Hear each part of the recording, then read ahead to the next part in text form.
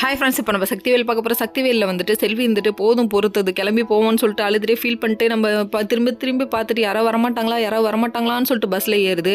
அதான் பின்னாடி அவங்க அக்காவை அனுப்பிடுறாங்களே, அப்புறம் ஏன் கவலைப்படுற அப்படிங்கிற மாதிரி ஆயிடுச்சு. அதுக்கப்புறம் டபக்குன்னு பிடிச்சி சக்தி எழுத்துட்டு என்னாச்சு செல்வின்னு கேட்க, டபக்குன்னு கட்டிப்பிடிமா, ஏமா அப்படி இருக்குது, சீனை மறந்துச்சுட்டுக்கு அந்த பொண்ணு திருத்துன்னு முழிக்குது. அதுக்கப்புறம் பார்த்தா கட்டி பிடிச்சிட்டு அழுகுதுன்னு.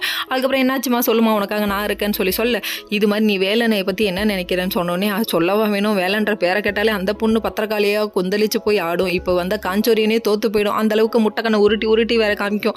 இதை பார்த்தோன்னே இந்த பொண்ணு வேலைன்னு சொன்னோடனே பயங்கர கடுப்பாகி அவன் கூட வாழவே மாட்டான், வாழ பிடிக்காம வாழ்ந்துட்டு இருக்கேன் அப்படி இப்படின்னு சொல்ல ஆரம்பிச்சிருச்சு. அந்த பொண்ணு இழுக்குது 10 நிமிஷமா, ஏமா இழுக்காம சீக்கிரம் டேரெக்டாக விஷயத்த சொல்லுமா அப்படிங்கிற மாதிரி ஆயிடுச்சு. அதுக்கப்புறம் செல்வி சொல்லுது, இது மாதிரி உன்னை கடத்தினது வேலன் மாமா இல்லைக்கா பிரகாஷ் கான்னு சொன்ன உடனே குற்ற உணர்ச்சி காலாயிட்டனேமா, எனக்கு கொள்ளுறியேமா அப்படிங்கிற மாதிரி ஃபீல் பண்ணாதீங்க அப்படிங்கிற மாதிரி ஆயிடுச்சு. அதுக்கப்புறம் திடீர்னு வேலன் மேலே காதல் மலர்ந்துருச்சு. என்ன அது ஒரே நாளில் காதல் மலருமா, சரி விடுங்க, பார்த்த உடனே காதல் வரும்போது பழகி பார்த்த உடனே காதல் வந்துருச்சோ என்னமோ, ஒரு வழியாக வந்துருச்சு. அதுக்கப்புறம் பார்த்தீங்கன்னா வேலனை பற்றி இந்த கெட்ட எண்ணம் எல்லாம் போயிடுச்சு. அதுக்கப்புறம் செல்வியை சமாதானம் பண்ணி வீட்டுக்கு கூப்பிட்டு வந்துட்டு இருக்காங்க.